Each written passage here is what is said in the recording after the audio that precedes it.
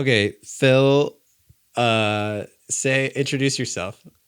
We used to work at Jubilee together. Yeah, my name is Phil, and we used to work at Jubilee together. So Um, I don't yeah. know. Yeah, that's kind of what happened.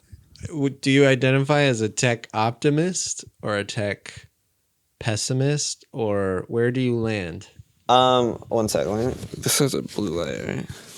Yeah, I absolutely identify as, well, I don't know if identify is the word. I would say I'm very optimistic about the technology that it seems like we're going to be able to create very soon.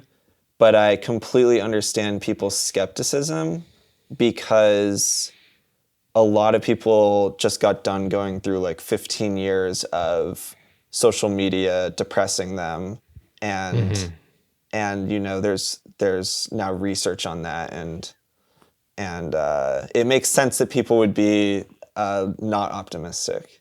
Yeah. You know. Well, the sense I get, and I don't necessarily agree with this, but this is what you were kind of like suggesting, is like I think there's a sentiment, especially I see it online, like on social media, that AI is like killing creativity, or it's like coming in to essentially steal any kind of market value that creativity has had, because I guess that value's already crushed. And it's trying to Yeah. kind of take that from artists. Hmm. But yeah, I guess, do you think that that's true?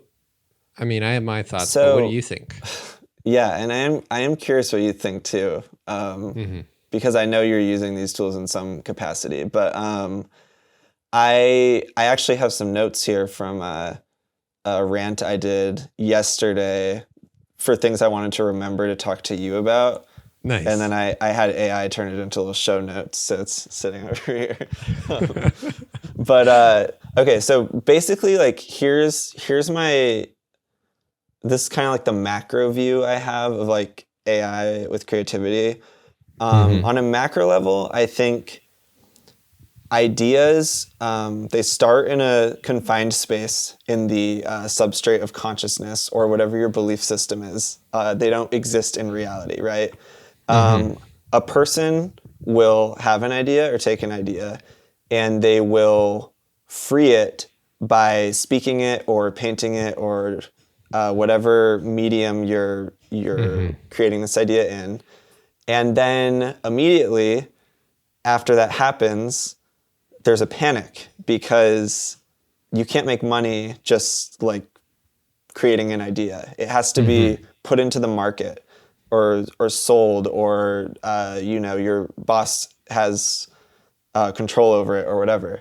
Yeah. And I don't think that's the natural state that ideas are supposed to be in. And I think it's Hmm. created a strange situation where these tools that are actually very enabling for artists, especially for people who kind of have a higher agency and just want to like do a bunch of stuff really fast and play around and explore. Um, these tools allow you to do that, but they devalue a lot of labor in the Hmm. process. And I can't say this for sure, but I suspect that if we weren't so concerned with having to make money off of our art, I'm not Right. so sure people would be as concerned about their art being used as training data for these tools. Yeah. So you think there's maybe just like, well, and then a lot of people were giving like Sam Altman shit the other like week, because he was like, we're gonna have to change the social contract. Hmm. Um, and I was actually surprised, because I was like, of course we're gonna have to change the social contract. Are you guys seeing what like AI is doing? Like, there's Yeah. nothing's gonna be the same. But yeah, I mean, what could that look like though? Because obviously we're pretty reliant on a marketplace kind of being like the anchor of reality, like Yeah. and I don't think there's anything. I know a lot of people have their issues with capitalism. I just think it's like one system that kind Yeah. of almost emerged like similar to like an evolutionary process. Yeah. Um, but When we're it like comes anchored in that. when it comes to like the like how are we going to incorporate these tools into capitalism? Yeah. I think what you're saying is kind of along the lines of what I think, which is we evolved into this system naturally. It's not like one day we just decided now we are a capitalist society. You know, like it grew into this. Hmm. It evolved alongside us, and I think much like we evolved into that, we're going to have to evolve into something else. Hmm. And I don't think it's like, well, I think there's a lot of people who feel like they're being dragged along with this technology against their will. Like, I didn't ask for this. I don't want this. But I there's this guy I sort of loosely follow online who talks a lot about this named Dave Shapiro, and like I don't agree with everything he says, but I think he made a good point when he was talking about how we're kind of in a bad marriage between Yeah, I like saw art. you write this. Yeah. Yeah, and you can kind of look at it as like an abusive relationship. Like And the by cap. marriage, you mean this marriage between labor and like essentially like the bureaucracy that controls labor? Yeah, to a certain extent, it's like you know these companies, they don't want to pay you. The best thing they Hmm. could do for themselves is get your work for free. So it's a constant battle where you want something that they don't want to give you, and Hmm. the thing that the worker wants is freedom. They want time, Hmm. and we're Less not getting stress. that. So we're ending up in this weird middle ground that's like the worst for both parties, Hmm. and a separation. In a best case scenario, a separation could happen and we could create some new sort of system. But I think the issue a lot of people have is when you get to that stage of the thought process, it's like, what is that system? Yeah. And you can hypothesize all day about what it might be, but I honestly don't think that there's any way to rationally and in detail think about what this world is going to look like, because it's just going to be so different and involves Hmm. so many moving pieces. Yeah. Well, I think the dream is like the floor just goes up. And so you can be born and AI will have helped us solve so many problems that the worst case scenario, like if you for whatever reason can't really contribute or like Yeah. can't generate any kind of participatory energy into like the world, the conditions will still just be that much better than maybe they are now. And Yeah. like in a sense, like kind of the poverty will go up. I think that's pretty optimistic. I also think it's pretty unlikely, maybe even naive. Did you ever read The Time Machine? No, I didn't. What is that? Yeah.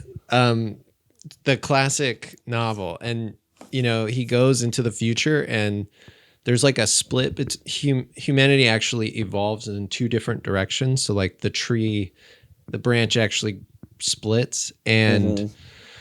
some live below ground and some live above ground. And like the way they depict, like the good above ground humans is like they're very agricultural based and kind of even like an indigenous type of people, and then the people below ground are controlled by one. I think he even has like Like an implant or telepathic. something? Yeah. Well, no, it's like one superhuman who has like telepathic powers, and then like all the other humans are kind of almost just like they just are like bots that like I follow see. his commands, and they're like monstrous, and they're Like cannibals. NPCs. Yeah, so they go up and they hunt the above ground humans. I just loved the concept, and I actually think that there's a really high possibility that like we're approaching the first or maybe the most significant schism in human Mm-hmm. culture. And whether I don't know if that's going to happen by opting in or opting out, or just purely like not being privileged enough to have access or having access, but like Yeah. some portion of humans are going to just accelerate into this new like coexistence with AI. Yeah. And I think some people are going to either choose not to or be totally left behind. Yeah. That's sort of what I'm afraid of.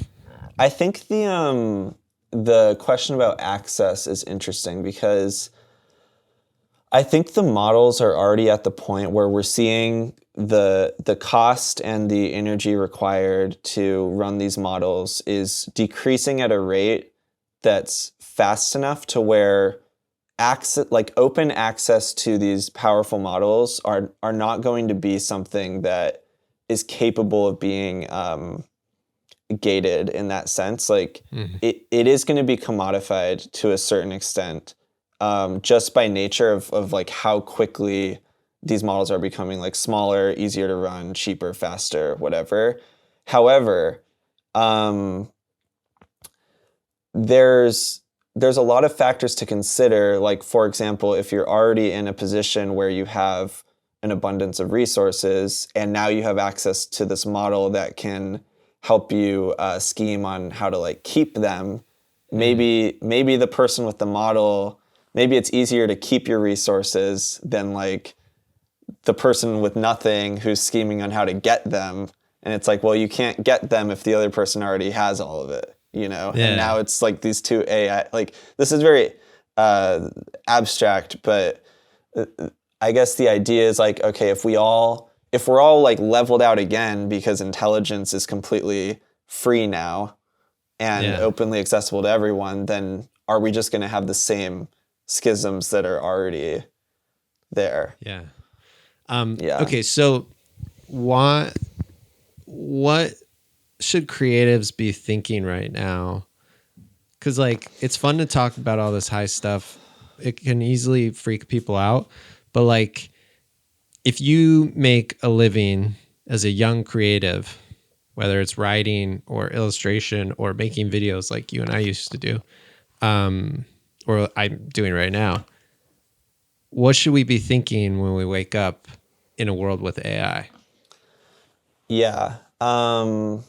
So I think that there's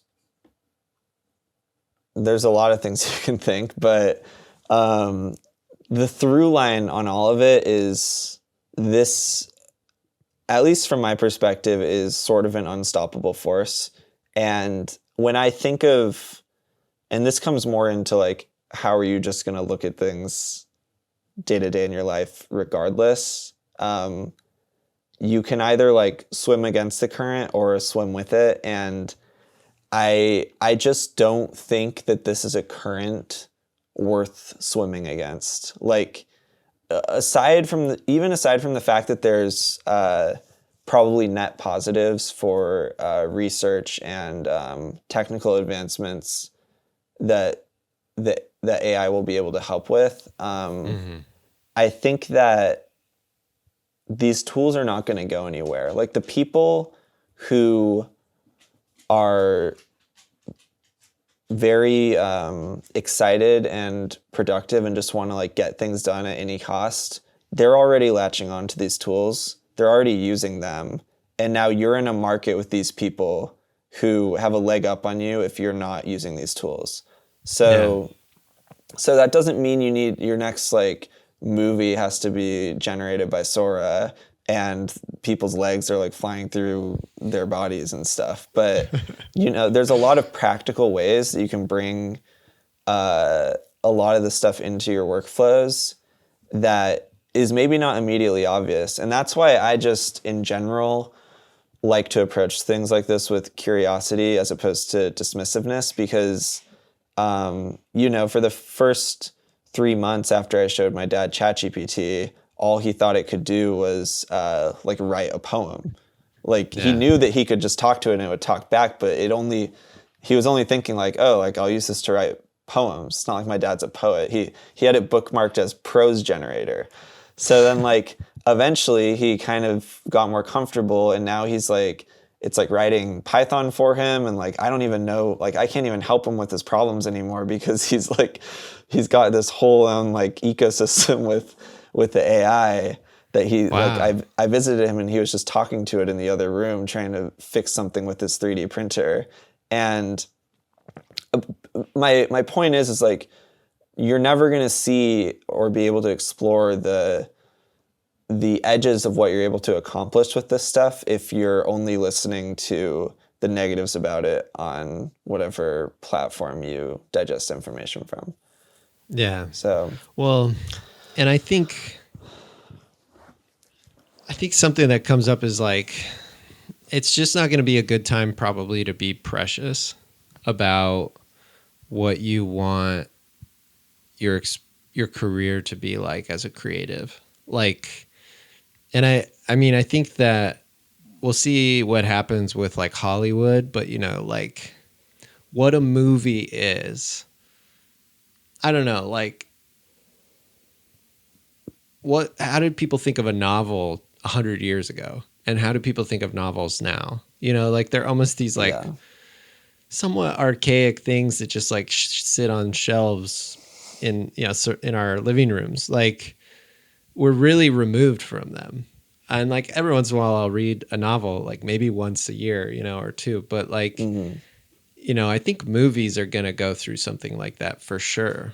Where it's just like Yeah. if a movie can be imagined in I mean, we'll get to the point where like you feed it you think of the script for 10 minutes, it generates it, and then like you see cut one the next morning, like when you wake up, like it's gonna be it'll diminish the value of like what we think of a movie, but it'll also open up like possibilities in mediums Yeah. like that we can't really conceptualize. Like how artistic you can truly be might be Yeah. elevated. And you just Yeah. can't I think you can't latch on to being like I express myself through a movie that is this long and I want to go get an Oscar for it. Like all of that window dressing around Yeah. mediums is going to get fucked up.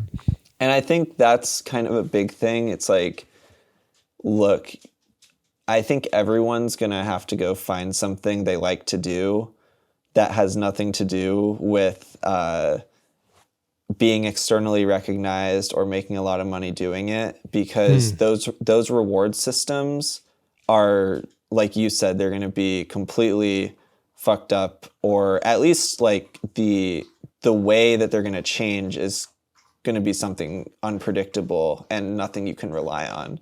So, you Yeah. know, but it's interesting too. I think every industry, when it comes to art or creative pursuits, are going to be hit kind of differently. When I think of something like painting, I almost feel like there's an inherent value in something like that, Totally. especially when things start becoming like mid-journey slop all over the internet. It's like, I like this artist who paints in this style, and I can get a physical thing that they made that has like all the bumps and ridges that I know they spent time doing, and I can put that in my room.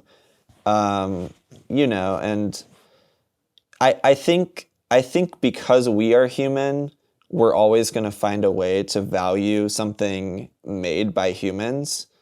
But Yeah. the reality is, like, most of the art we consume is not in that category of high art. You know, like Right. we may like really like watching a niche movie here or there that really like hits a specific part for us, but a lot of the movies, like anything that works for a majority of the population and can make $1 billion in the box office, that's not high art. That is like a commodified piece of art that Beast you Games. it's, exactly, like Hey, seriously. what was your number in Beast Games? 694. Nice. Um, cool. So yeah, no, I hear what you're saying. You know, it's like, how much do we value high art even right now? And like, is AI really going to change the trend lines that much? I think, but it will explode those narratives because I think you're right. Like, I think we all, or a lot of us creatives live pursuing recognition in even the smallest community. You know, even if you're posting your art online and you know you need like 100 people to like it, Yeah. And suddenly, that ecosystem is just going to be obliterated with 100x or 10,000 People won't x even more want to go images. on social media anymore, you know? Yeah. It's going to be overrun.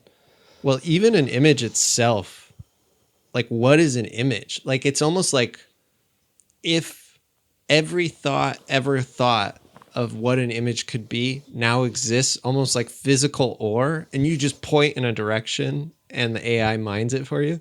Yeah. Like just imagine walking down like a hallway and you're just like, no, this one's too blue. And then like another hallway opens up and then you walk down and you go, I like this one, but the nose is too narrow. And then like, Yeah. it's like you can go in these infinity labyrinths where any possibility is possible. It's Yeah. like, what And is the an image consumer is anymore? almost becoming like, it's almost like transitioning the role of consumer to creator, where Yeah. but it's interesting because, if I go on Mid Journey and I'm making a bunch of stuff, I'm not doing that with the same reward center in my brain that has me pick up Instagram. Like it's not like Yeah. I'm browsing. It's more of like it's like browsing versus exploring almost, you know? Yeah. But it's interesting that you say yeah, I mean, and that's the thing, like every image it already existed in some like hypothetical way before AI was around, but now But there's now a it tool like that feels like can it like really does. yeah, like there's a tool that they built Yeah. a front end for it basically. Yeah. Well, that's my favorite thing to do. I don't interact with I don't type to like chat GPT very often. And also I think a lot of that's because just when I type something into Google, I feel like I'm just getting served Gemini. Is it Gemini that's Google's? Yeah, that's the like things at the top of the page. It's probably Gemini or Yeah, they've defaulted their search to kind of like the top result is like a Gemini response. And yeah. it feels very similar. And so like it just feels like kind of upgraded search right now. But what I love doing in Midjourney is just taking random photos and blending them because Yeah. there's just something so odd about that. And it almost has an organic quality. Yeah. But is that what we think of as slop? Like those just like terribly obvious, bizarre, uncanny images? I think I hope that some dictionary or something recognizes slop as the word of the year this Yeah, upcoming year because for sure. it does really feel like a really great term to describe what a lot of people are feeling, Hmm. and I think, I mean, this is the first time I'm thinking of this, but if I had to guess, it really just comes down to doing something like creating something offhand in a really unthoughtful way or quick way, and then it just sits there with no purpose. It's like something Hmm. it was made with the smallest amount of your attention for The almost littlest no effort. reason with nowhere to go, you know? Like, and I feel like each That's piece what of Kanye's that movie is doesn't going to be. yeah. And it's like each piece of that doesn't actually devalue it, but all of those factors coming together, I think do. Like if you can make something really quick and easy, but you have like a plan for it, an in destination, something you're saying with it, whatever, more power to you. But Yeah. if it's just being made as like part of the churn, then Yeah. it's slop. Well, yeah. No, I love that word too. And I'm hearing it more and more. How are you using AI in your creative workflows now? And how are you getting a sense of fulfillment? Because it seems like it's exhilarating to you, but like, where is that Yeah. positive feeling coming from? So the very, very, very first time I interacted with any LLM, it was actually like a beta site that Meta did for, I think, one of their very early llama models. And I remember I just said like, hi. And I was like, hey, how are you doing? And then I was like, wait, can this thing just respond to anything? And I was about to put out some music at the time. So I had it like interview me about my Mm. album. And I was just like, this is insane. Like we're talking, like I try and think back to that moment a lot now because I think we have normalized what we're able to do so much now, and it doesn't feel remarkable. And Mm-hmm. I'm using this as a preface because a lot of the stuff I do is just practical stuff. You know, I'll throw bank statements in to figure out where I can cut down, you know, like just colloquially as if I'm talking to a financial manager. I'll troubleshoot like anything in my life using AI. And then outside of that, you know, script writing by just talking to it and having it format it later. Um, I think like I've been like working doing like music and video generation, but I do feel like those things are more on the you have to kind of use them with the context that it's AI because it's not good enough yet to just fully integrate as its own Mm-hmm. thing. Like it has to come with this weighted subtext that it's AI, you know, like someone's Yeah. gonna hate this because it was made this way, you know. Yeah. Well, they're making you put the labels on them too, like on YouTube Okay, and I have Instagram. some feelings about that It's because just I image discrimination. seriously, I don't know exactly what the right answer is, first of all, because I do think that some identification is important. And I say that because I had to explain to my mom after the fires happened that a video on her Instagram that she saw of firefighters rescuing animals from the fires was completely fake. And Yeah. even after I told her that, it still didn't totally click. It was like, oh, so what? They got an image of the firefighter and like put the dog in it? I'm like, no, like this firefighter doesn't exist. The building doesn't exist. The dog doesn't exist. It's all Yeah. fake. And I think that It's there like is, there was a photo that went viral in the flooding, in that hurricane, where like a girl's holding a dog, I and remember that went that. viral. Yeah, yeah, So it's like we do need to have some sort of system in place to make sure that people are not being duped. But here's the yeah. thing, In like, the realm of representation, when representation of reality like matters, yeah.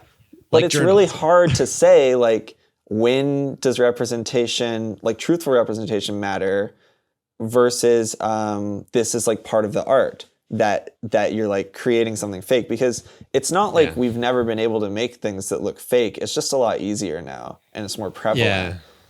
Well, the clearest dotted line I can see is just journalism. Like that should be an AI free zone, and there's gonna need some sort of like blockchain encryption, like that verifies like Like a all human videos. verification. Yeah, or just something where it's like this any video that is tagged with like this code that like proves that it's like from an authentic source can be categorized as news in our social media feeds, and like Yeah. that, because like, you know, like Candace Owens' podcast is considered news, you know, like, but Yeah. like it's editorial, and editorial, like I just don't think like editorial counts as news anymore. And But like the I think thing is, it's like what's not editorialized to a certain extent? Every newspaper has an editor right, and right. it's Okay, like so at the very least, let's reel it at the very least, because you're right.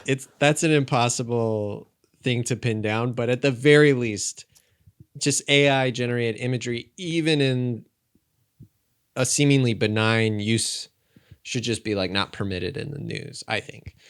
and And then then it's like that's just in actually journalism.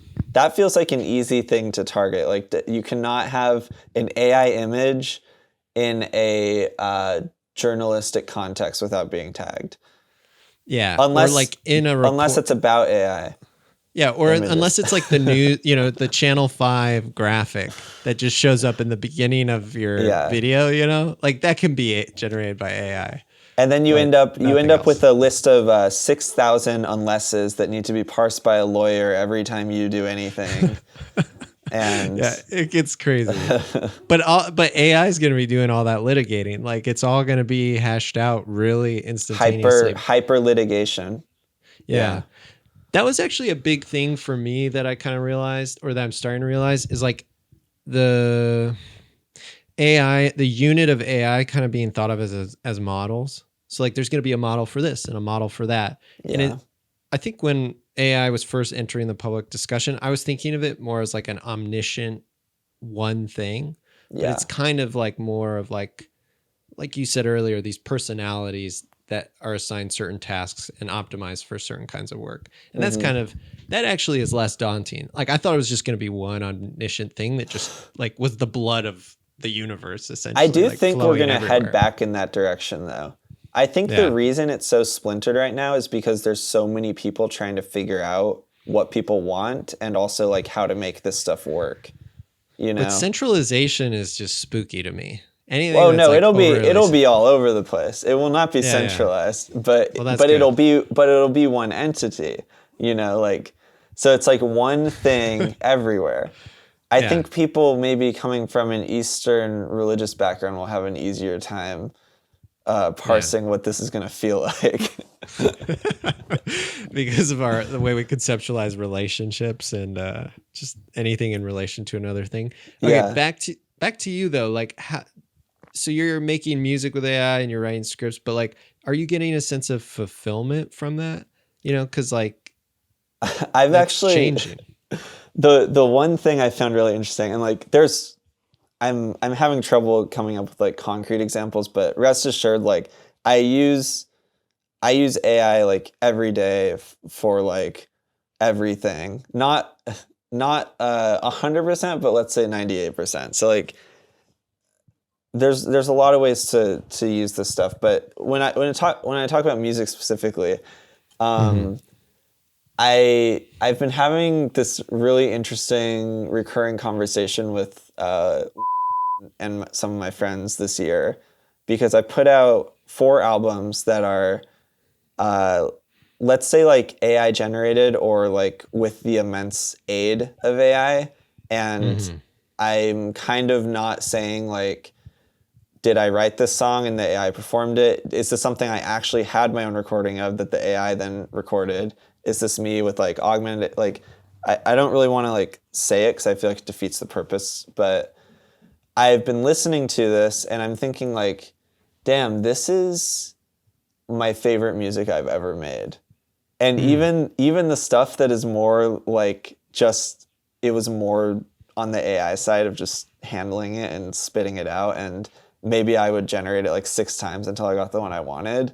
Some of these songs I joked that like the creative process is you create the songs over and over until you find one that you like and then you listen to it 100 times until you feel like you're the one that made it. That's what I've been that's what I've been telling people That's your creative how I make. process. Yeah. And it's like, you know, I made music before this. This isn't like, oh, I'm a musician now. Like I have music that I've made and I know what it's like to make music. And there's something really strange about making music in this way that still feels just as fulfilling, but is a completely different process. Like you almost Mm. can't equate them with each other. It doesn't, to me, feel like a replacement as much as this like whole new feeling I've discovered. Yeah. No, that's interesting. You know Paul Schrader, the director? I saw Um, that post he made. Is that what you're referencing? yeah, of any like person in film culture who was going to come out and be like, yeah, why wouldn't I use AI, like ChatGPT to help me write a script? Like you would think he would be the last guy because Yeah. he's just always crossed me as like kind of a hardballer and like even a purist. Yeah. And so much of his work is just like dripping with sort of like dread. And Yeah. then she just, I couldn't even tell if he was trolling us or not, but Uh-huh. I thought that was like kind of a definitive moment where he's just like, why wouldn't I? So the thing that I took away most from that post I saw of his was if you've ever been in a position of creative authority over a project, you have Right. gotten really bad notes from people at times. Hmm. And dealing with bad notes from people, I mean, you know this, we both like directed a lot of Uh, stuff. Dealing with bad notes is a really frustrating process. And the worst thing is dealing with bad notes that you know came from a place of ego right. or just wanting to just get their hands in there and like have an effect on it in some way, with no regard for what the final product actually might end up like. And that is something that is really interesting about AI because you don't have to worry about that. Right. Like all you have to worry about is the quality of the note. You don't have to worry about hurting someone's feelings, navigating a social situation, anything. You can take or leave whatever you want, and you can know with confidence that this note is not coming from a place of like some destructive external force. Yeah. It eliminates a lot of that friction in that process. Yeah. No, that makes sense. You know, but there's just something about this is the thing I'm a little bit afraid of and more just like confused by is like, you know, you kind of talked about this in the very beginning. Like a lot of times, like an idea just like comes to you and you're like, I'm going to make it. And it's just, it's an intuition. Yeah. And then you make it. And then there's that panic or there's that, you know, that step that feels kind of forced where it's like, okay, make these changes and then we'll put it on YouTube, or make these changes and the client will be happy. And so that always kind of felt like it was in competition with the kind of creative act itself. And I can't help but wonder, like, what is the creative act if, you know, so much friction is removed and so much mystery is kind of removed? Yeah. You know, because so many of my favorite artists, you know, like David Lynch, you know, rest in peace. You watch his films and you're like, what the fuck is this? And what was so great about it was like he had the bravery, the courage to share these kind of perverted visions of reality with you. It was so shocking that a human would do that. But if an AI can sort of generate something that's just, it's coming from a plane of creation that we can't comprehend, is it going to move us as much? And if it does it kind of rob us of that kind of alchemy of like, wow, look at how David, you know, pulled the veil, you know, and showed us kind of like an aspect of reality. Like if that can happen in seconds, you know, are there any more David Lynches? I think it's opinions like that where it's like, I know I come at this with a very optimistic perspective, but I think skepticism is warranted, you know. I choose to focus on the positives, but that doesn't mean that I think there's no negatives. And I think what you're saying about this alchemy or this maybe natural force of creation that feels very human and I guess just natural. I do feel like that's something worth protecting and finding a way to hold on to. I think the thing is, whatever technology is being built right now and is about to enter all of our lives in a big way, the biggest thing it's going to have an effect on is the market for anything. Mm-hmm. And, you know, when you talk about how do we ensure that we're holding on to this alchemy or creative force, I think that's just going to be a personal responsibility for every single person based on how much they value that. Because at the end of the day, until we've got, like, I guess, telepathic brain implants, it is going to be like a decision if you want to go down that road or not. And I think there's ways you can engage with this technology where you can preserve that alchemy, where you're holding the agency and you're using the tools almost as like another limb or another person in the room or an extension of yourself. And there's ways where you can surrender that more when you don't feel as confident about needing a specific thing, or you just need a gap to be filled or whatever. And I think it's going to be a really personal thing for a lot of people, you know? Mm-hmm. I think there's a lot of people who value the I guess, mentally tactile feeling of coming up with ideas and feeling like you like got a really good idea and what do you do with it. I can say personally, I'm very much an ideas person. So when these tools came into existence that allowed me to actually get more than 10% of the way through an idea, which is normally where I stop. It's like, great idea, pen to paper. As soon as I write the first word, it's like, oh, I can't believe I have to do something. So like, What's one of your scripts about that you've been writing with AI? What's your favorite one?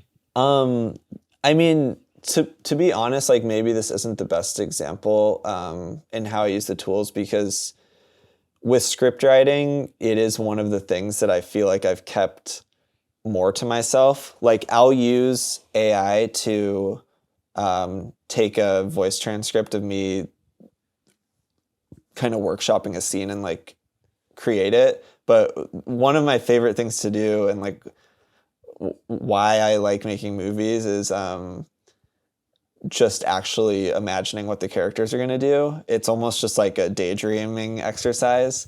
So I feel like that's actually one of the places where it has impeded the least. And I have tried it, but I often find that, you know, a character will say something where I'm just like, I don't think they would say that, you know? And it just, it kills the immersion immediately.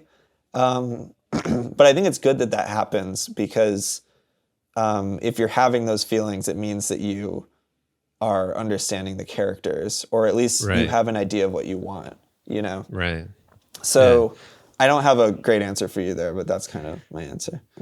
Is there a hint of what the subject matter is of these scripts you want to give? Well, like, okay, one of the scripts I'm working on is working for a YouTube channel.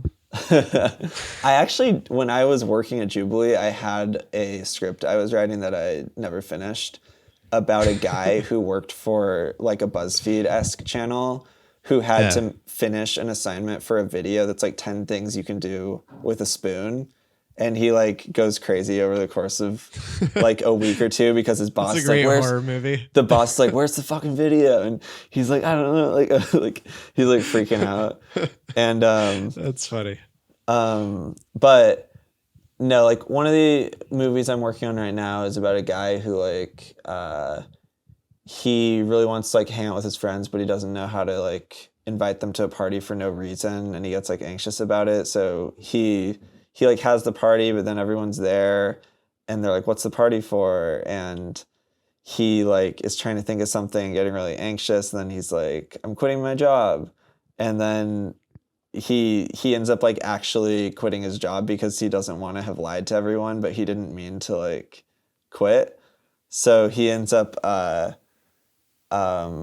then it just like sets off this huge chain of events, basically, because he quit his job by accident because he was anxious. It's like it's very like it's just like a comedy, like. But when I hear you describe that, because you know sometimes it's like it's the thing itself that's interesting, and it's like, you know, that still sounds like kind of a story that's like authentically coming from Phil. Yeah. And so, and this is another thing I think about is like the way LLMs are trained is like, you know, they can only kind of generate an amalgamation basically of like what has already been made, right? Yeah. And I mean like maybe that's what like, humans do. It's everything new is kind of something, the product of something observed to some degree, at least like in human art. I flip-flop amongst this a lot. I think we're going to be in for a ride once we have some sort of LLM or LLM adjacent technology that has seemed to do novel research that we haven't seen before. And I'm curious what people are going to say, or like how they're going to try and validate that when that happens. But you know, well, from empirical fields, I think that will happen sooner. Yeah. Where like it'll just like understand mathematics in a way that we haven't figured out suddenly. Yeah. I think, look, I don't even, I'm not fully convinced on like what the nature of reality is. Like, like, I don't know if we're all just riffing off of each other all the time. As of late, I've been a lot more interested in the idea that we sort of, consciousness just sort of exists as a substrate that our brains are almost like antenna for. Hmm. I guess that would be I one way of subscribe explaining to a it. similar way of thinking. So like when I have an idea, I honestly don't even really think like, oh, I have such good ideas. I think like I picked that idea up Hmm. from the river, and if I don't do something with it, it's gonna go back in there and someone else is gonna grab it. And Yeah. this is That's totally the confirmation bias, but I'm sure you've had those feelings before where it's like you have an idea, you don't act on it, and then you see someone do it a month later and you're like, whoa. Like No, yeah, I told you. I think I told you about this. I emailed um Kai Bird, the author of American Prometheus, and I was like, "Yo, this is an incredible book and story. Has anybody optioned this?" And I was like, "I would love to write a script about Oppenheimer, based on your book." yeah. And he's like, somebody's had the option, but it's going to expire. He's like, "Why don't you email me back in a couple of months?" No And so way. I like wrote like 4 pages of like an Oppenheimer script because I was like, this just has to be a movie. And I kind of got obsessed about it. And then I Dude. emailed him back and he's like, actually, somebody like expressed strong interest. So he's like, sorry. And it just turned out that that somebody was Christopher Nolan. That is And so so crazy. it's so weird. But I know that feeling. And you I'm know, fine. oh, you're fine. Did you read The Creative Act, the Rick Rubin book?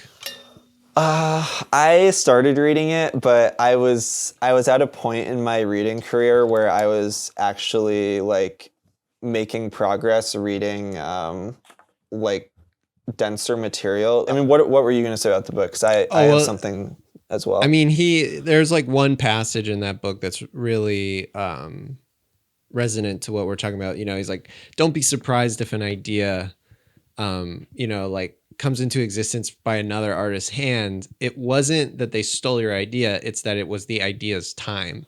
Yep. And so, it's like if you think of humans as almost like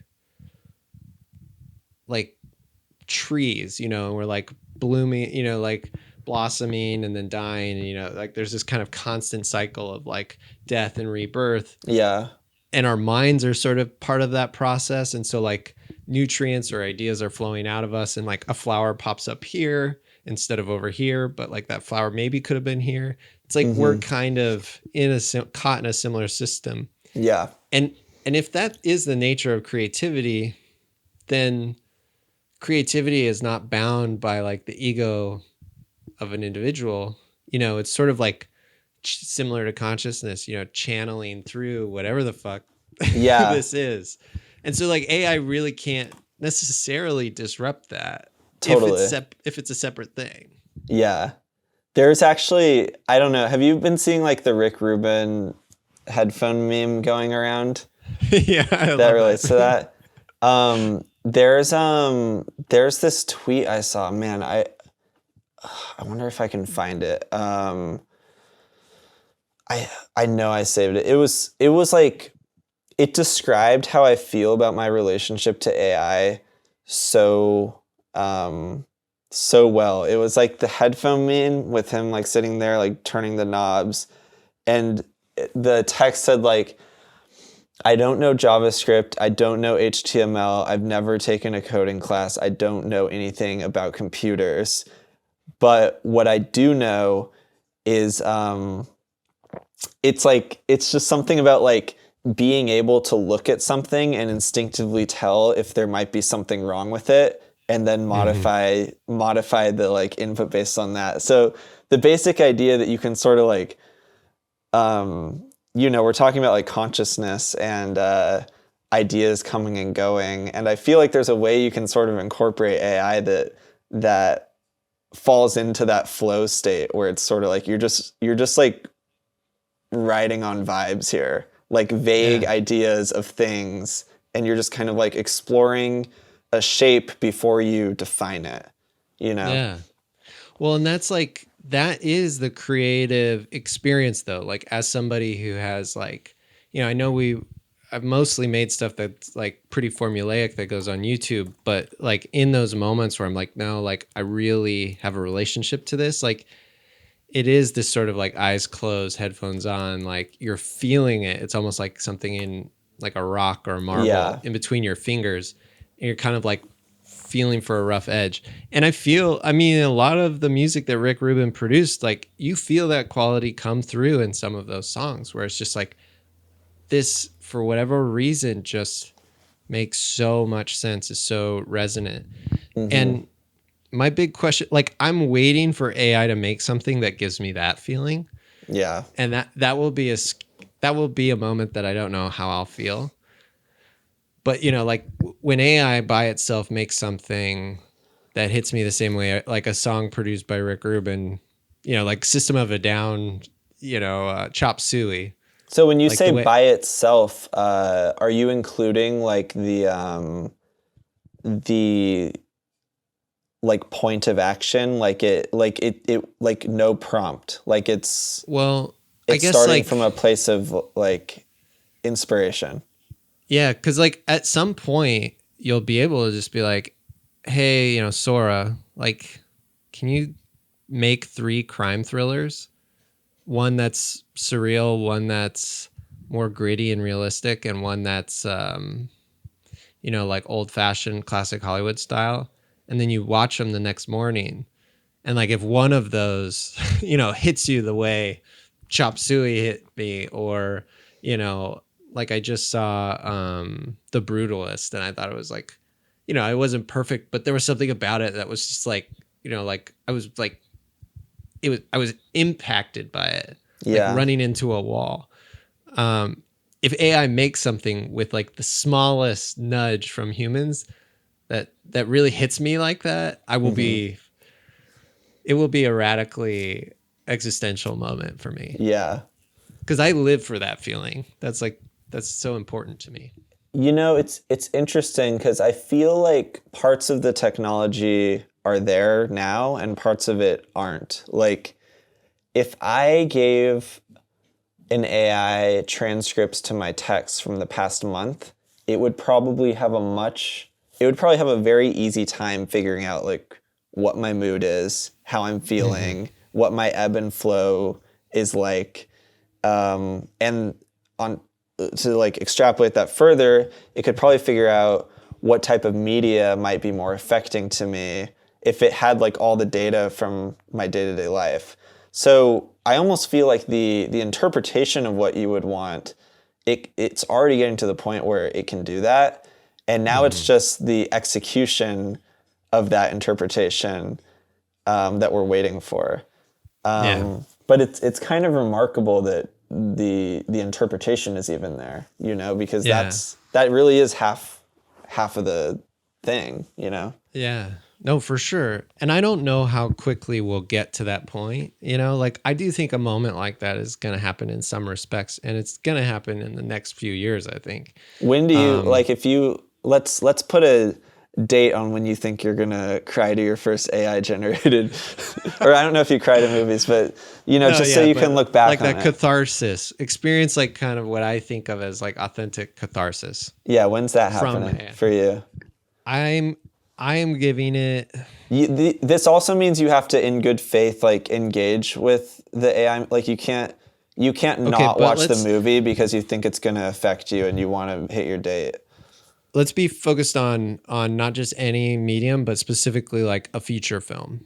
Like something that's like sort A of feature, akin, something that's sort of akin to the shape and size and duration of a movie. Let's sure. just say Shorts that. shorts go to festivals too, though. You could No, I know, lower but your aspirations I a think little bit. specificity is important, because like if it's a Yeah, poem, I think that I just maybe haven't even read enough poems written yeah, by AI, and that we might be there. yeah. Although, can it write a poem as good as like Leonard Cohen? Like, I don't know. I would like to bring up a quick side thing here. I saw something really interesting. I don't really know how I feel about my opinion on this, but I think you'll find it interesting, which is someone was talking about how the bigger issue we have with AI is not running out of training data, but the humans that are training the AI outputs not having enough taste to create an interesting AI. So Mm. they referred to this form of like taste collapse, where the example was they gave people a bunch of like AI slop poems, and then they gave them a bunch of poems that are like famous, Hmm. like not famous enough to be recognized immediately. Like they could take the name off and you wouldn't know who it was, but very well regarded poems from like the past 200 years or whatever. Yeah. And the AI slop was preferred by a majority of the people. I And the think I read question is about this. like, Yeah. if most like average people, or if the average opinion is bad, and this is what's training AI, then are we never going to get anything actually good from it? Well, yeah, and this is the interesting thing about creativity is so often like what we in our narrative of history, because again, like we don't understand the nature of creativity. So this is my narrative sort of superimposed onto it. Often brilliant creativity is misunderstood immediately and even discarded. And so, like in the field of science, I think that is sometimes true. Like really original scientific ideas are often rejected because of what they implicate. And I think great creativity is often, feared or kind of like taboo. And Yeah. so, it's not something the majority of the like if it was up to the in the Oscars is a great example. If it's up Yeah. to a body of individual people to vote for the best movie, more likely than not, they're never going to get it right. Yeah. Um, and also because movies just like it's such a bad It's fit. it's tough cuz like art is obviously subjective, but We want a you number still one. need like there's still good versus bad in a Yeah, yeah, general sense. Like when you put it out to, but then like really good art can be seen as really bad if it's the wrong person seeing it. So, yeah, and really bad art can be seen as really good. yeah. It's gonna. I don't know, but anyway, just to answer your question, Yeah. because I have to go pick up my daughter soon. Yeah, that's fine. I think that it's like 5 years to like a 90-minute movie can be made that Okay. hits me that way. Okay. But is there going to be something that's kind of sloppy but like really it has a quality that is inspiring before then, like in the next year? Like for sure, maybe. Like I'm interested to see what Kanye West's movie is, although I get a sense that it's just going to be more like a visualizer than anything. Like So you're saying 5 years for the emotional affection and 1 year for the there's something going on here, but I can't quite place it yet. yeah, like 1 year where it's like close, Okay. getting closer, and I think it'll be incremental. Yeah. But for me, in my experience with like, just using Mid Journey again as an example, because that's what I've spent the most time with, you're always just kind of like a little bit more this way, a little bit more this way. Like you really have to get so involved with it. Mm-hmm. And so no matter what, even if filmmakers are using AI for like CGI, there's still going to be such a tight human hand on that process. And so I'm sure a movie will come out that's heavily made with the assistance of AI that I'm like, that is brilliant. Yeah. But when we get to that point where like somebody just in passing is like, make me 3 movies, and then one of those movies just is like, Hamlet, Yeah. like, like, um, I think like it might be 5 years till like something impacts us that way. But I Okay. don't know. Like there's a vain part of me, like the humanist part of me that's like, it'll never happen. Yeah. But that just feels foolish. Yeah. I just to throw my hat in the ring, I would extend my timeline for the first thing you mentioned. Or sorry, I would Mhm. extend my timeline for the there's a certain quality but it's not quite there, to maybe like 1.5, but I would decrease my other timeline to 3. And I'll be the one to send you the link to that movie. Mm-hmm. Yeah, I can't wait.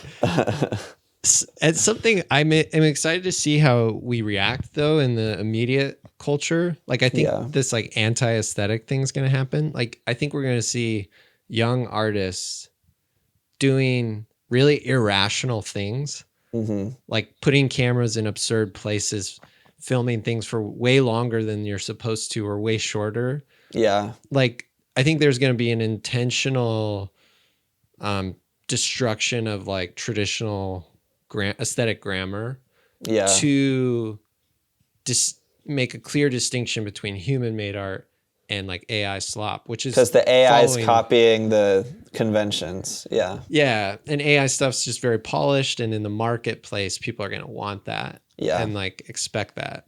And so that I'm actually kind of excited for that. It'll be a little punk, I think. Yeah. But okay, any other predictions you want to throw out? Any last thing you want to say? We can do this again sometime. Yeah, we could do this again. But I think really the main thing I want to say is I just think people, like, this is going to come so much faster than people think. Like, that's just what I'm saying. And I am kind of sitting on my high horse because I predicted we were going to have to leave the Jubilee office before COVID was a big problem. I remember looking at you distinctly and being like...